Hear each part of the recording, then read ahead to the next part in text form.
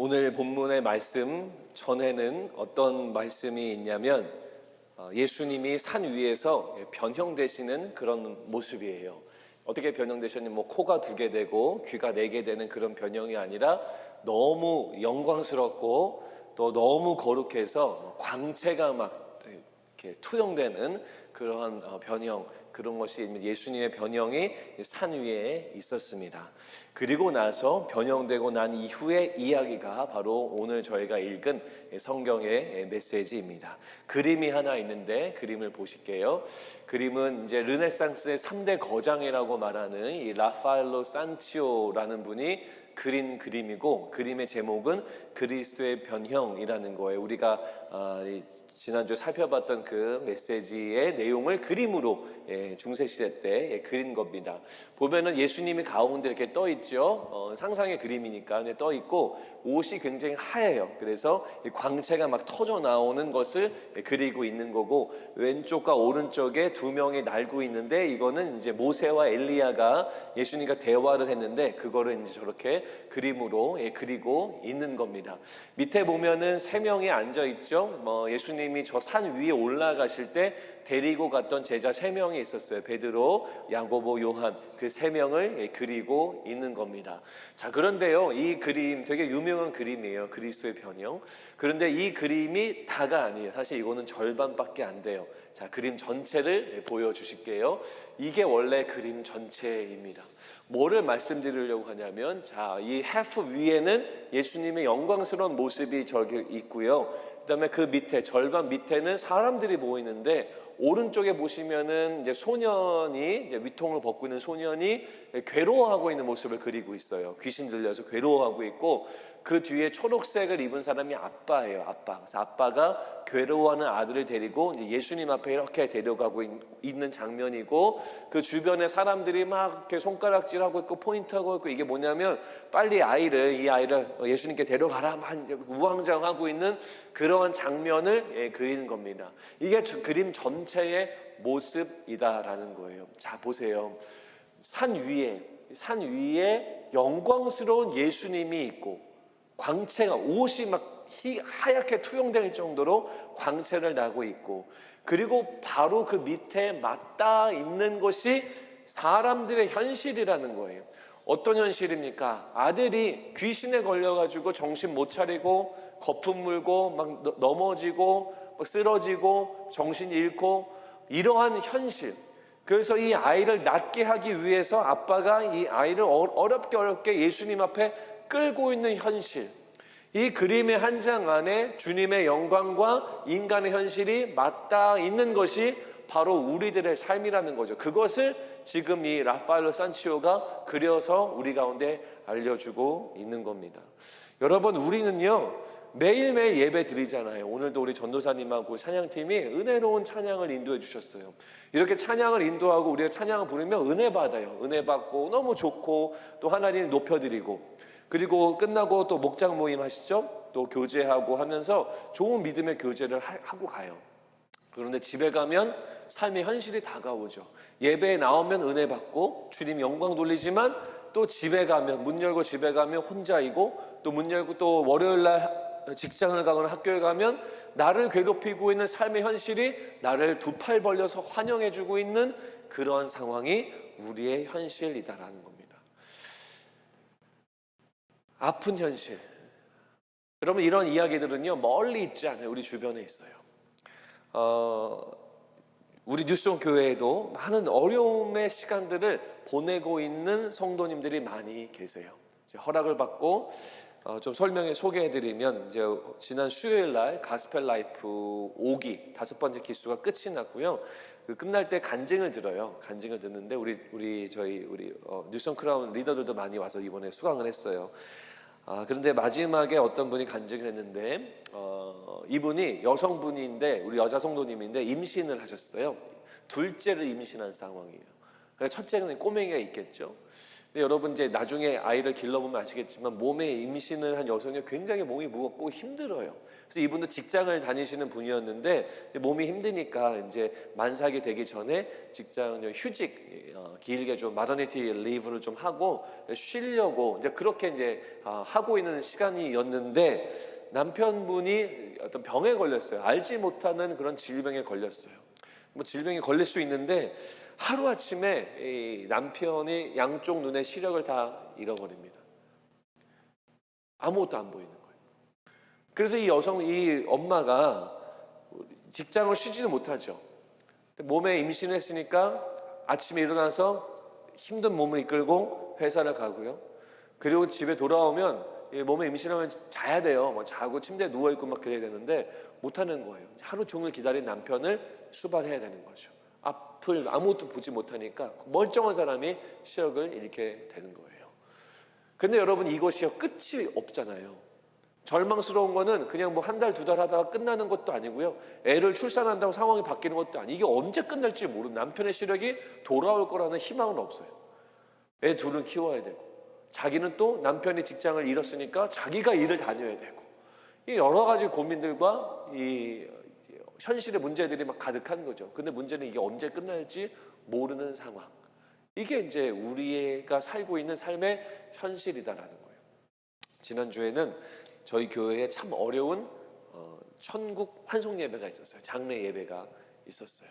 장례 예배는 항상 어려워요. 하지만 지난 주일에 있었던 예배는 더 어려웠어요. 젊은 아마 여러분들 나이 비슷할 거예요. 젊은 형제님인데 아이가 둘이에요. 초등학생 또 유치원 아이가 둘인데 갑작스럽게 마트에 뭐 장을 보러 갔다가 뇌출혈이 와서 너무나 성실하고 너무나도 밝은 그런 분이었는데요. 뇌출혈이 와서 30대 초반이에요. 갑자기 세상을 달리했어요. 아내분이 남았어요. 애기 둘하고 살아가야 되는 거죠. 근데 이 아내 되시는 분은 저희가 예전에부터 이분이 중학생 때부터 잘 알던 그런 자매예요. 그러니까 저하고 아내하고 달려갔어요. 그 집에 갔는데 뭐 할 말이 없죠. 무슨 말로 위로를 하겠어요? 한 가정의 가장이 갑자기 유명을 달리했는데 무슨 말로 위로가 돼요? 당장 뭘 먹고 살아요? 당장 어떻게 해요? 그냥 가서 안아주고 기도해주고 말고는 할 수 있는 말이 없어요. 사람의 말은 힘이 없어요. 그런데 여러분 기억하세요. 하나님의 말씀은요 능력이 있어요. 하나님의 말씀에는요 권세가 있어요. 그래서 하나님이 하시는 말씀을 통해서 우리는 영혼이 살아나고요. 우리는 영혼이 회복되어져요. 살아갈 수 있는 힘이 생겨요. 이게 하나님의 말씀이에요. 아까 사진에 보신 것처럼 하나님의 영광과 우리의 인생이 맞닿아 있는 우리 삶의 현실 속에 주님이 우리 가운데 하시는 메시지는 무엇인가? 사람의 말은 능력이 없지만 우리 하나님의 말씀은 능력이 있는데 우리들에게 무슨 말씀을 하시는가? 오늘 이 아이의 귀신을 쫓아내는 예수님의 이 스토리를 통해서 주님이 우리 가운데 주시는 소망 코드가 있어요. 소망 코드. 절망적인 상황이고요.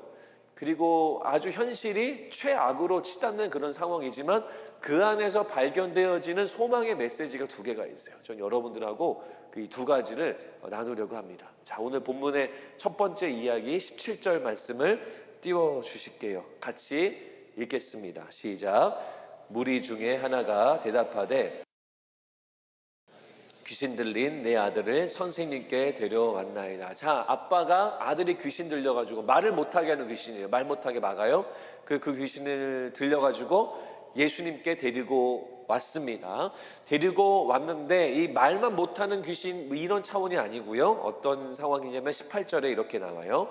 귀신이 어디서든지 그를 잡으면 거꾸러진다는 게 완전 그라운드에 완전히 땅바닥에 내동댕이 치는 혼자 그러는 거예요. 귀신 들렸으니까 입에 거품을 흘리며 입에 거품 막 물고 이를 갈고 파리해진다는 건 얼굴이 막 창백해진다라는 거예요. 그러면서 내가 선생님의 제자들에게 내쫓아달라 하였으나 그들이 능히 하지 못하더라. 예수님 제자들에게 갔는데 제자들의 귀신을 쫓아내지 못한 거예요.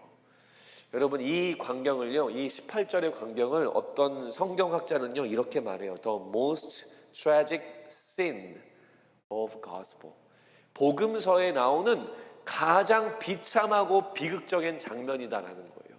한 소년이 거품 물고 이 갈고 얼굴이 새파래지면서 하얘지면서 땅바닥에 막 내동댕이 치는, 자기가 어디에 컨트롤할 수 없는 비극적인 장면이 예수님 발 앞에 지금 펼쳐지고 있는 상황이다라는 거예요.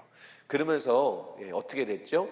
9장 17절에 보니까 내 아들을 선생님께 데리고 왔나이다. 이제 아들을 예수님께 데리고 온 거예요. 예수님께 데리고 왔습니다. 아버지는요, 성경이 나오지 않지만 분명히 예수님께 데리고 오기 전에 동네에 있는 의사한테 분명히 갔었을 거예요. 그리고 의사도 안 되니까 그 지역에 그때 당시에 이제 뭐 마법사들이나 주술사들이 있었는데 그러한 존재들에게도 자기 아들을 분명히 데리고 갔을 거예요. 그래도 안 되니까 예수님의 제자래라고 하는 사람들, 제자들이라고 하는 사람들 가서도 제발 얘 좀 어떻게 좀 해주세요. 얘 좀 어떻게 좀 풀어주세요. 라고 요청을 한 건데 제자들도 못한 거예요. 그래서 더 이상 안 되겠구나 싶은데 마침 예수님이 이 타운에 방문을 하신다는 거예요. 그래서 그 소식을 듣고 자기 아들을 몸부림치고 난리치는 아들을 데리고 지금 예수님 발 앞에 엎드려서 예수님께 간구하고 있다라는 겁니다. 도움을 찾다가 안 되니까 예수님을 발견하게 되고 예수님께 나왔다라는 거예요. 자, 여러분, 오늘의 이 메시지에서 발견할 수 있는 소망 코드 첫 번째가 뭐냐면 이겁니다. 예수님은 현실의 한복판에서 내 옆에 계신다. 예수님은 현실의 한복판에서 내 옆에 계신다. 우리는요, 어려운 상황과 현실의 문제 속에 허우적거리고 있으면요, 주로 무슨 생각을 하냐면 나 혼자야 라는 생각을 해요. 사실 그래요. 인생은 혼자다라는 이야기도 많이 하잖아요. 나 혼자 덩그러니 이 어려움 속에 놓여져 있구나. 아무도 나를 알아주지 않는구나. 물론 중간중간에 친구들이 힘내라고 말하지만 말뿐이구나. 이런 부정적인 생각이 우리 가운데 들어요. 나 혼자구나라고 생각합니다. 하지만 여러분 절대 혼자가 아니에요.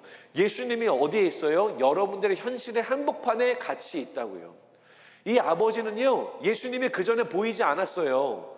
왜냐하면 주술가를 찾아가야지, 안 되면 의사 찾아가 봐야지, 자기의 마음대로의 그 솔루션이 다 있었어. 이게 안 되면 저거, 요거 안 되면 그 다음 거, 이 생각이 그에게는 있었다라는 거예요.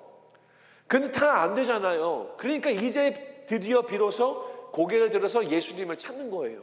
예수님이 온대. 그래, 이제 더 이상 방법이 없구나. 예수님한테라도 가보자 라고 하면서 아들을 데려가는 거예요. 때로는 우리의 문제가 해결되지 않잖아요. 절망하고요, 낙담하고 낙심하고 좌절해요.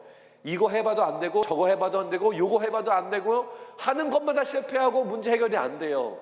우리는 절망 가운데 빠져들거든요. 근데 여러분, 이거 보면서, 이 말씀 보면서요, 문제가 해결이 안 되면서 오히려 그때 예수님을 찾기 시작하는 축복이 임한다니까요. 때로는 문제 해결이 안 돼서 너무나 답답하잖아요. 그런데 문제 해결이 안 되니까 진정한 솔루션이신 예수님을 찾기 시작해요. 그게 인간이에요. 이것도 해봤는데 안 되고 저것도 해봤는데 안 되고, 그때서야 비로소 예수님을 찾기 시작하는 거예요. 이 사람도 마찬가지예요.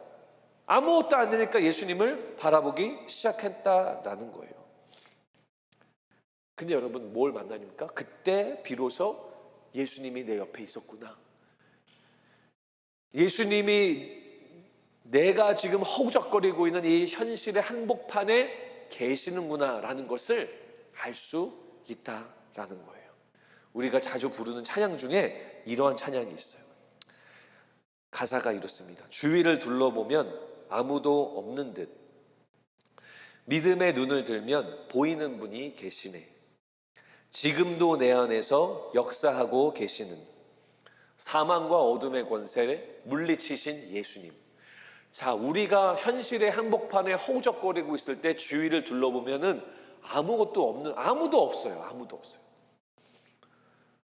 그렇지만 믿음의 눈을 열면은 보이는 분이 계신다는 거예요. 근데 그분은 어떤 분이냐? 지금도 내 안에 역사하고 계세요. 내가 외로울 때, 내가 혼란스러울 때, 내가 현실의 문제에 빠져서 허우적거리고 있을 때 그 지금도 내 안에서 역사하고 계시다고요. 일하고 계시다고요. 액티브하게 계시다고요. 우리 주님이요. 그리고 그 주님이 어떤 분이라고요? 사망과 어둠의 권세를 물리치셨다고요. 그냥 내 안에 계시기만 하고 아무 힘도 발휘하지 못하시는 분이 아니라 내 안에 액티브하게 계셔서 역사하시고 일하시고 사망과 어둠의 권세를 물리치시기까지 하신 전능자이신 예수가 여러분의 삶의 현장의 한복판에 같이 있다고요. 이게 소망의 코드예요. 예수님이 우리 가운데 알려주시는. 여러분들의 삶이요 절대 혼자가 아니에요. 예수님이 항상 옆에 계세요. 예수님이 항상 여러분들 옆에 같이 걸어가고 계신다라는 거예요. 이게 바로 예수님의 모습이에요. 예수님이 이런 말씀 하셨어요. 요한복음 14장 18절 말씀 띄워주실까요? 같이 읽을게요. 시작. 내가 너희를 고아와 같이 버려두지 아니하고 너희에게 오리라. 예수님이 여러분들을 고아처럼 버리지 않는데요. 고아는 부모가 포기한 아이들이잖아요. 고아처럼 나는 너를 버리지 않는다라고 약속하시고요. 뭐라고 합니까? 너희에게로 오리라. 너희에게로 오리라. 여러분 고아원을 방문하잖아요. 아이들 안에 기대가 있어요. 슬픈 기대죠. 기대가 있어요. 누가 나를 데리고 갈 거다. 고아원이 환경이 늘 좋지 않아요. 아이들이 많고 또 굉장히 복잡하고 편안하지 않아요. 그러나 누군가 나를 어답션 해주면 나는 이제 행복하게 살겠네. 좋고 부잣집에서 따뜻한 밥을 먹고 살겠네. 라는 기대가 있어요. 그래서 고아원에 방문하면 그들만의 기대가 있어요. 표정으로 바라봐요. 모든 아이가 다 픽업되는 건 아니죠. 그들이 뭘 기다려요? 누군가가 나에게 와서 자기를 데려가를 기다리는 거예요. 예수님이요. 내가 너희를 고아처럼 버리지 않고 어떻게 하겠다고요? 너희에게로 오리라. 너희에게로 오리라. 여러분 착각하지 마세요. 여러분들 주님 만나러 오신 거 아니에요. 주님이 여러분들 만나러 먼저 오신 거예요. 우리가 주님을 만나려고 찾아내지 않아요. 주님이 여러분들을 찾아내신 거예요. 찾아오신 거예요. 여러분들이 외롭고 현실의 문제, 찌들어가는 문제 가운데 있다 하더라도 여러분 절대 혼자가 아니에요. 왜냐하면 찾아오시는 예수님이 여러분들의 현실의 한복판에 같이 계시기 때문이에요. 믿음의 눈을 여셔야 돼요. 지금의 눈으로는 안 보이죠. 믿음의 눈을 열면 그렇게 계시는 예수님이 여러분 보인다라는 거예요. 스바냐서 3장 17절 말씀, 이것도 스크린 보면서 같이 읽겠습니다. 시작. 너희 하나님 여호와가 너희 가운데 계시니 그는 구원을 베푸실 전능자이시라. 누가 있다고? 하나님 여호와가 너희 가운데 계시니, 여러분들의 삶의 현장의 한복판에 같이 계신대요. 근데 그는 구원을 베푸실 전능자시라. 구원 뭐죠? 어려움에서 건져내시는 구원, 죄에서부터 건져내시는 구원을 베푸시는 전능자가 너희 가운데 계신다라는 거예요. 여러분의 삶의 현장 속에요, 주님이 계세요. 주님이 계세요. 공부, 또 교회, 여러분의 집, 직장, 모든 환경 중에 여러분 하나님이 같이 계세요. 모든 관계, 사람들과의 만남, 주님이 같이 계신다라는 거예요. 여러분 세상에 도움을 구할 수는 있어요. 그게 나쁜 거 아닙니다. 근데 기억하세요. 세상의 도움에 전적으로 의지하지 마세요. 그것처럼 바보 같은 건 없어요. 세상의 도움 좋은 거죠. 하지만 그거를 100% 의지하지 마세요. 세상의 도움은 다 한계가 있어요. 리밋이 있어요. 다 금방 끝나요. 다 금방 끝나는 것들이에요. 왜 그거에 전적으로 의지를 해요? 왜 그거에 마음을 다 쏟아요? 그게 잘못인 거죠. 절대 세상의 것들 도움을 받을 수 있죠. 도움을 찾을 수 있죠. 도움도 돼요. 하지만 그게 영원할 거라는 생각은 애초에 하면 안 돼요. 그거에 실망하지 마세요. 원래 세상은 그런 존재예요. 근데 여러분, 영원히 변하지 않는 분은 하나님밖에 없어요. 우리 예수님밖에 없어요. 그래서 여러분들이 의지해야 될 존재는요, 예수님밖에 없어요. 영원하신 예수님. 그 예수님을 여러분들이 예수님만을 여러분들이 의지하셔야 되는 거예요. 아까도 말씀드렸지만요, 다 실패하잖아요. 나의 모든 아픔과 어려움과 나의 한계와 나의 공허함을요, 세상 것들로 채워요. 도움받는 거예요. 이거 좋게 말하면 도움받는 거예요. 여자친구를 통해서 도움받고, 그리고 또 우정을 통해서 도움받고, 때로는 뭐 게임, 때로는 운동, 여행, 때로는 내 커리어, 때로는 내 공부, 이걸 통해서 나의 어려움을 계속 채우려고 하는 거죠. 근데 여러분, 좋아요. 뭐 교제할 수 있고, 남자친구, 여자친구 만날 수 있고, 또 공부할 수 있고, 그래서 더 좋은 학위를 따면 좋고 좋은 직장에 올라가면 좋죠. 근데 여러분, 바보같이 생각하지 마세요. 그게 영원할 거라는 생각은 여러분들이 하면 안 돼요. 아, 나 배반당했어. 왜 의지해요? 배반당한 것 자체가 잘못된 거긴 하지만, 그게 잘못된 거지만, 그걸 전적으로 의지하는 거는 우리의 잘못이에요. 세상 것은요, 다 리밋이 있다니까요. 한계가 있어요. 절대 여러분들을 충만하게 채워주지 못해요. 없어요. 그러나 여러분들을 제대로 완전하고 온전하게 채워주는 분은 예수 그리스도밖에 없어요. 예수님밖에 없어요. 그 예수님이 여러분들 옆에 계시다라는 거예요. 옆에 있는 예수님을 믿음의 눈을 뜨고 바라보세요. 옆에 있는데도 불구하고 세상 것을 바라보면서 세상의 도움을 구하지 마시고 그거에 전적으로 의지하지 마시고요, 옆에 있는 예수님만을 바라보시는 여러분들이 되셨으면 좋겠습니다. 자, 오늘 이 메시지를 통해서, 오늘 본문을 통해서 우리가 발견하는 첫 번째 소망 코드 뭡니까? 우리의 현실 한복판에 예수님이 같이 계신다라는 거예요. 여러분, 이것을 꼭 붙드시길 바랍니다. 우리 옆에 분들하고 인사할 때 이렇게 인사할게요. 예수님이 당신 옆에 있습니다. 인사하실게요. 시작. 네, 좀 하세요. 자, 한 번 더 할게요. 그러니까 힘내세요. 인사합시다. 시작. 네, 자, 힘내시기 바랍니다. 자, 여러분, 그 다음에 또 나눌 게 있어요. 자, 여러분, 여기 물병이 있죠? 이제 제가 부탁을 했는데 물병을 갖고 있는데, 이거 새 거예요. 뜯은 거 아니고 새 겁니다. 새 거고, 그래서 뭐 물도 안 흐릅니다. 제가 목사잖아요. 믿음이 있는 하나님 백성이고 하나님의 아들이고 구원 받은 자 그리스도인으로서 믿음을 가지고 만약에 기도를 하면, 무슨 기도를 하냐면, 이 뜯지 않은 물병의 안쪽에 있는 물이 하나님 없어지게 해주세요 라고 기도를 하면 이 안에 있는 물이 없어질까요? 안 없어질까요? 없어진다라고 생각하시는 분이 계시면 손을 좀 들어주세요. 없어질 거다. 대부분은 안 없어질 거다 생각하시는 거죠. 제가 믿음으로 기도한다니까요. 믿습니다. 믿습니다. 없어질 줄로 믿습니다. 1시간 기도 없어질 거로 믿으세요? 네?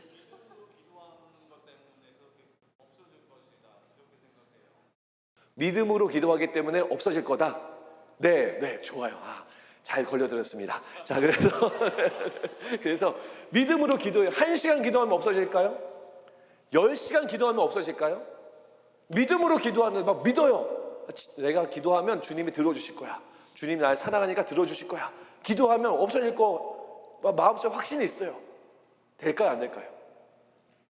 어떻게 될까요? 제가 해봤거든요. 10시간까지는 안 했고요. 한 2분 기도했어요. 진심으로. 안 없어집니다. 왜 안 없어져요? 믿음으로 기도하면 주님이 들어주셔야 되는 거 아니에요? 왜 안 없어져요? 자, 여러분, 이게 지금 여기에 있는 물은요, 뭐 간단한 거잖아요. 이거 없으면 뭐 다른 데 사면 되고.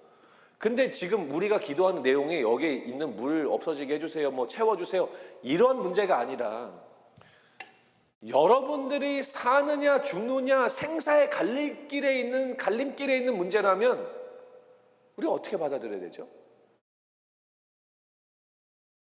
우리 뉴섬크란 뭐 유학생들도 많이 계실 텐데, 만약에 여러분들이 뭐 신분 어플라이를 했어요.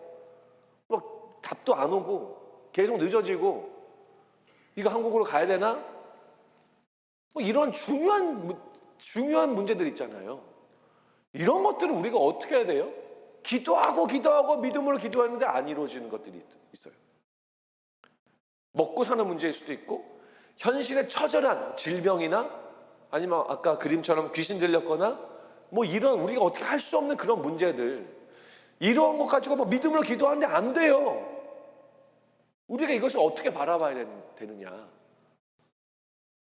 자, 이 부분에 대해서 예수님이 오늘 성경 말씀 통해서도 말씀하고 계세요. 자, 무슨 말을 하냐면요, 귀신 들린 이 아들의 아빠가 예수님한테 도와주세요 라고 말합니다. 그러니까 예수님이 뭐라고 대답하시냐면, 그거 중요합니다. 19절에 보면은 이렇게 나와요. 대답하여 이르시되 믿음이 없는 세대예요.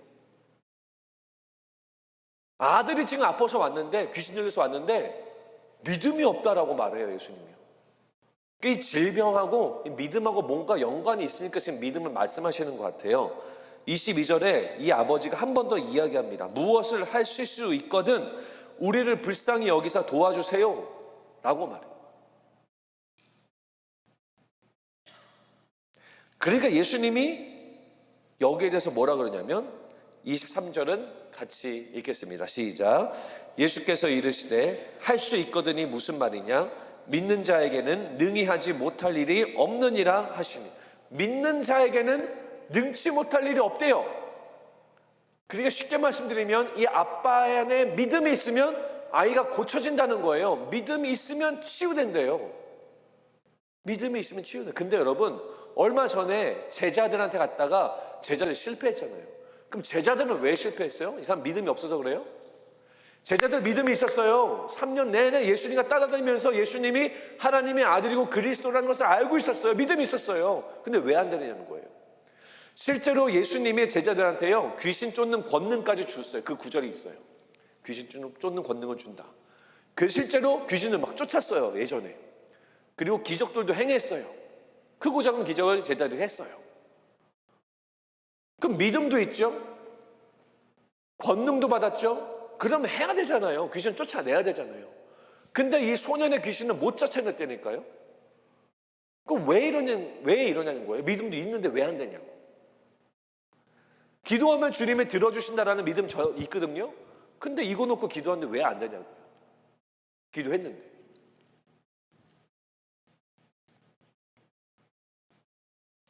제자들도 궁금했어요. 이게 믿음이 아니라 자기 암시인가? 될 거야 100번 얘기하면 될 것 같고 이건 자기 암시인가? 아니면 헛된 믿음인가? 이런 생각을 했어요. 그래서 제자들이 예수님한테 찾아가요. 뭐라고 그러냐면 28절에 집에 들어가심에 제자들이 조용히 묻자오되 우리는 어찌하여 능히 그 귀신을 쫓아내지 못하였습니까? 라고 물으니까 29절에 예수님이 이렇게 말씀합니다. 이르시되 기도 외에는 다른 것으로는 이런 종류가 나갈 수 없느니라. 너희들 기도 안 해서 안 됐다라는 거예요. 그러니까 믿음도 있었고 권능도 있었는데 마지막 세 번째 기도를 안 했기 때문에 너희들이 문제야 라고 예수님이 말씀하는 거예요. 이 기도라는 것이 갑자기 튀어나와요. 잘 들으세요. 기도는요 내가 원하는 것을 얻어내는 게 기도가 아니에요. 내가 원하는 것을 얻어내는 게 기도가 아니에요. 주님 내일 제가 로터리 10장 살 테니까요 주님 2개만 당첨되게 해주세요. 돼요 안 돼요? 이 기도 제목 응답 돼요 안 돼요? 안 돼요? 아마 안 될 거예요. 왜죠? 맞아요. 그게 다른 말로 하면 내 욕심이잖아요. 내 욕심. 내 욕망이잖아요. 기도는요 내 욕심과 내 욕망과 내 생각, 내 플랜을 하나님한테 얘기해가지고 그걸 얻어내는 게 아니에요. 그게 기도가 아니에요. 기도는 뭐예요? 뭘 해야 돼요? 하나님의 뜻을 알고 당신 뜻대로 하소서라고 요청하는 게 그게 기도예요. 그게 기도예요. 제자들이요 오늘 요 사건 전에 기적을 좀 행했었어요. 그리고 병치유도 했어요. 성경에 나와요. 시간이 지나면서 어느 포인트인지 모르지만 스멀스멀 그들의 마음속에 자신들의 생각과 마음과 사람의 마음이 그 마음속에 자리 잡기 시작했던 거예요. 하나님의 뜻이 아니고. 기도를 하면 할수록 우리의 욕망과 욕심은 계속 내려가고요 하나님의 뜻으로 내 생각이 채워져요. 그게 기도예요. 그래서 기도를 많이 해야 돼요. 그래서 예수님이 그들에게 권능도 있고 믿음도 있으나 사실 제대로 된 믿음은 아니죠. 너희가 기도를 안 했다. 너희 욕심으로 구했구나. 욕망으로 구했구나. 하나님의 뜻이 아니라 욕망으로 구했구나. 그래서 너희들이 못했다라고 말씀하고 있는 거예요. 자, 여러분 여기에서 소망 코드를 또 하나 발견해요. 소망의 메시지. 그게 뭐냐면 띄워주실게요. 하나님의 뜻을 믿는 자는 성취를 볼 것이다. 무슨 말인지 이해되시나요? 하나님의 뜻을 믿는 자, 하나님의 뜻을 신뢰하는 자, 내 욕심과 욕망대로 해야 됩니다. 이게 아니라 주님 지금 어려운 상황이고 힘든 상황이지만 하나님의 뜻대로 하소서. 당신의 뜻이 진짜 완벽하잖아요. 당신의 뜻대로 되어야 내가 온전해지잖아요 라고 하나님의 뜻을 완전히 신뢰하는 자는요, 그냥 신뢰하고 끝나지 않아요. 그냥 믿고 끝나지 않고요, 그 뜻이 성취되어진 것을 본다니까요. 이게 이 성경 말씀에 나와 있는, 오늘의 본문 말씀에 나와 있는 핵심 메시지예요. 하나님의 뜻을 믿는 자는요, 그 성취를 본다라는 거예요. 그냥 믿고 끝나지 않아요.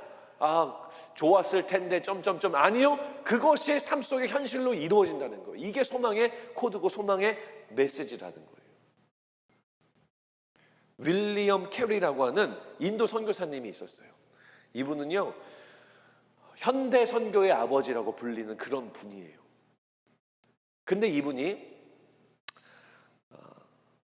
굉장히 어려운 시간을 많이 보냈습니다. 그래서 근처에서 사역하시는 어떤 선교사님의 방문을 하셔가지고 대화를 나누다가 질문을 했대요. 윌리엄 캐리 선교사님, 선교사님은 인도에서 선교하시는 내내 3번이나 살해 위협을 당하시기도 했고, 그리고 인도 정부로부터 각종 박해와 핍박을 지금도 당하고 계시고, 그리고 이분이 이제 성경 번역을 했는데, 얼마 전에는 이 선교센터에 불이 나서 그동안 쌓아왔던 성경 번역 원고가 다 타버리고 인쇄기가 다 불에 타서 없어지고, 이렇게 어려운 일을 겪으셨는데 이런 어려운 일을 어떻게 이기고 계시나요? 라고 물어봤대요.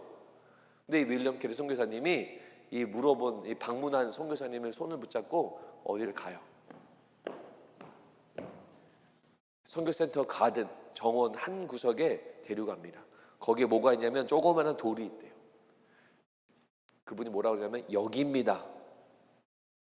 이게 무슨 말이에요? 여기입니다. 저는 이 돌에서 매일 새벽 5시에 이 돌에 앉아서 하나님께 기도합니다. 1시간 넘게 기도를 합니다. 그리고 사역을 하고 일상생활을 하고 저녁을 먹은 다음에 다시 저 돌에 가서 성경책을 들고 말씀을 읽고 찬송을 하면서 또 기도합니다. 여기입니다. 이 자리가 저를 버티게 했습니다 라고 말하더라는 거예요. 이 사람은 기도의 사람이었던 거예요. 도망가고 싶고, 뭐 선교의 아버지 그래서 위대하게 보지만 똑같은 사람이잖아요. 도망가고 싶고요, 철수하고 싶고, 공포 그만두고 싶고, 때려치고 싶고, 포기하고 싶은 그런 생각이 막 물밀듯이 찾아오지만 기도의 자리에 나아가니까 내 욕심, 도망가고 싶은 내 생각, 때려치고 싶은 내 자존심, 그것이 내려가고 뭐가 임하는 거예요? 하나님의 뜻이 임하는 거죠. 그래서 기도를 통해서 주님의 뜻을 붙잡고 지금까지 버텨왔다고 얘기하는 거예요. 여러분, 하나님의 뜻이 가장 선합니다라고 믿는 사람은요, 내 욕심과 욕망의 행동을 내려놓고요, 주님의 뜻을 기다려요. 그리고 그 뜻대로 기도하면요, 그 뜻이 이루어지기 원합니다 기도하면요, 어떻게 돼요? 그 뜻이 실제로 이루어져요. 이 말이 믿는 자에게 능치 못함이 없다라고 하시는 말씀이에요. 이 말이 믿는 자에게 능치 못함이 없다. 물병에 물이 없어질 줄로 믿습니다. 100번 100만 번 해도 물 안 없어진다니까요. 하나님 뜻이 아니니까. 근데 물이 없어지는 게 주님의 뜻이라면 없어질 거예요. 전 믿어요. 근데 제가 여러분들 설교할 때 뭐 재밌게 하려고 갑자기 물이 없어지고, 절대 안 들어주시죠. 제 욕심으로 하는 건데요. 우리의 욕심이 아니라 하나님의 뜻을 구하는 기도대로 기도한다면 그 뜻이 여러분의 삶 속에 이루어지는 거예요. 이게 오늘 소망의 메시지예요. 여러분들에는 어떤 어려움이 있는지 모르겠어요. 여러분들에는 어떤 삶의 그 아픔이 있는지 모르겠어요. 하지만 여러분, 그 기도 제목을 가지고 주님 앞에 나아가세요. 그리고 하나님, 이거를 향한 하나님의 뜻을 허락해 주세요. 이거를 향한 당신의 계획을 알려주세요. 순종하겠습니다. 그럼 어떻게 된다고요? 그 뜻이 이루어진다니까요. 믿는 자에게 능치 못함이 없다. 그 뜻이 이루어지는 삶이 될 거예요. 우리 계획은 요만합니다. 하지만 하나님의 계획은 무한대예요. 더 어마어마하고 위대합니다. 그 위대하신 하나님의 손길 계획을 의지하세요. 그것을 신뢰하세요. 그 놀라운 뜻이 여러분들 삶 속에 이루어지게 될 겁니다. 이제 말씀을 마무리하는데요, 아까 설명드렸던 우리 뉴송의 가족들, 우리 뉴송 성도님들의 설교를 마무리할게요. 감사하게도 그 남편분의 시력이 좀 돌아왔어요. 그래가지고 팔타임으로라도 일을 할 수 있을 정도로 몸이 기적적으로 회복이 됐대요. 그런데 여전히 삶에 어려움이 있고 아픔이 있고 또 외로움이 있고, 그러면서 나만 혼자가 아닌가라는 생각을 했다는 거예요. 근데 지난 5기 가스펠 라이프 5기를 들으면서 이분이 하나님의 뜻이 무엇인지를 처음 깨달기 시작했대요. 그리고 하나님이 우리 가정을 버리신 것이 아니구나라고 하는 그 확신을 본인이 갖기 시작했대요.